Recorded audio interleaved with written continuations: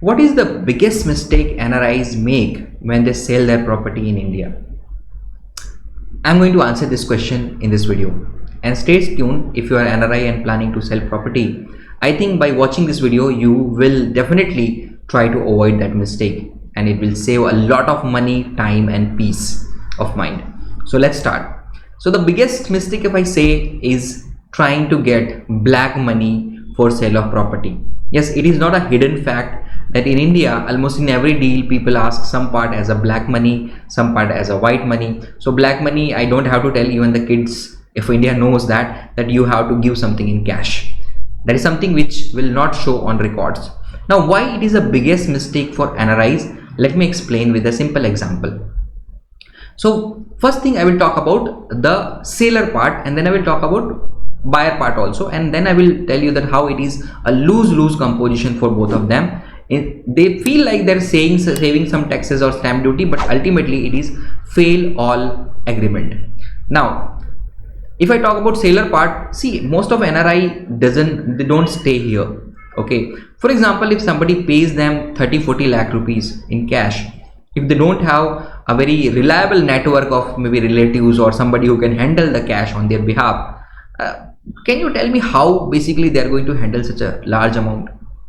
Okay, most of cases they're going to deposit in their bank account, and this is the biggest mistake. Again, this is the biggest of the biggest mistake, because once you put a money in bank, this become your like on record money, and because you have taken that money from unknown sources, because you cannot tell income tax department that I have taken a black money part for sale of my property. This income, whatever you are putting in the bank account, will be taxable with the highest tax rate.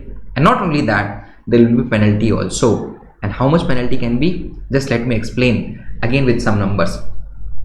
So suppose you are depositing 40 lakh rupees as a cash. The government, definitely the income tax department will issue, and this is almost 99% chances in today's scenario, because if there is a high value transaction, there are system where they get all information from registrar, from bank, and if 40 lakh going to hit your bank account, your bank definitely going to report to RBI and income tax that okay, I got somebody who deposited a big amount in their bank account. Now the next thing will be that they will issue the notice, and then they will ask you the source of that income. And because you are NRI, you are not doing any business here, what kind of source you can explain? You cannot explain any source, and that means that will become an income from undisclosed source.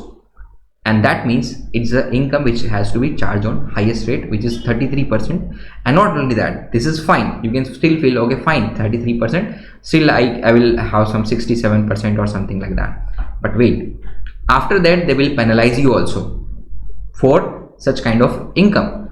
And the penalty, how much it can be? It can be 300% of tax amount. So suppose on income, for example, say on 1 crore, if you're taking, if they're charging you 33 lakh rupees tax, they will charge another 99 lakh rupees as a penalty up to that amount. So you deposited only 1 crore, you will end up paying more than 1 crore as a tax and penalty. And that's why it's a biggest mistake. Okay, and forget about like handling with the lawyer and CA and submitting your documents, and so whatever you can do, it doesn't make sense. Now some people say, oh, my CA or my tax consultant or my lawyer has a very high approach and he can handle. And nowadays this doesn't work, if I simply say, because now all the notices are like issued from Bangalore, and nobody in between can do something. They have to follow the complete procedure. That's why I think this all system has been put up. So forget about those old days where simply how to you pay somebody and you can simply walk away. In most of cases you will end up paying more than what you pay as a taxes. So it's always better to complete your sales on as a white, because that is your money as a white. First thing, you are putting your money, you're making your like money in black, and that's not saving taxes in nutshell. And another bad thing I want to tell, I don't want to scare you, but you can search on Google also. For non-residents, the cases can be opened up to 16 years. So up to 16 years, if anything they can find, they can open it. So it's not like it's 1 or 2 years, just hide this year, next year everything will be fine. So why to take this kind of risk? It's suppose your money, and the tax rate is 23% if you're paying long-term capital gain, like your property is more than 2 years, you are holding more than 2 years, it's a long-term capital gain. You can do a lot of tax saving. So either you can pay 23% tax and take back the money without any tension, without any problem, or the second option is like, if you want to invest in India, you can buy bonds, you can buy another property. So there are lots of other way where you can save even that 23% tax. So why to do that? So this is a seller part, how it is a lose condition, lose you can say agreement for seller. Now second thing is about the buyer. Now why buyer agree for that? So earlier, before the pandemic and all, there was like lots of pressure from seller to pay in cash, especially from builders. But as an NRI, I don't think you should pressurize, but still let me explain. If most of buyer, why they agree to pay that much amount as a cash, to save only stamp duty. So the stamp duty is 6%, and they feel that if I pay say 20-30% in cash, I will save stamp duty on that. And how much stamp duty is there? 6% stamp duty. Now you can understand simply, if that fellow who is buying the property, he doesn't have a black money. That means the black money is simply a money which is in the sofa, in the almaris, and somewhere in the house, but not in the bank. That is called black money.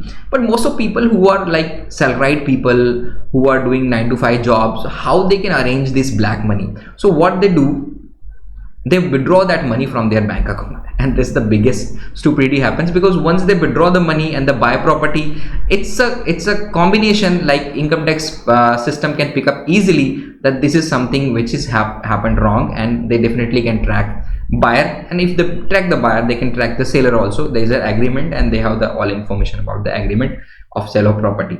So understand that this buyer, he basically withdraw his white money, make that money as a black, just to save 6%. So, and not only that, once he is going to sell this property, maybe after 5 years, it's very highly chances that he will not get a buyer who can pay in cash, because by that time digitalization will be a next level. Even now you can not find many people who are receiving their money in cash. Even the people who are running the restaurants, or you can say roadside bhajiwala, they also have this scan, and also they are also getting their money in their bank account. So if nobody gets the cash, who will pay him the cash?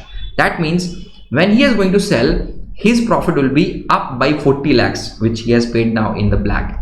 So just to save 6% stamp duty, he will end up paying 23% on the 40 lakh rupees. So it is again not a wise deal. So if it is not a wise deal for anybody, then why to get into that? So always I advise my most of NRI client that you are like from abroad. Now let's understand another part.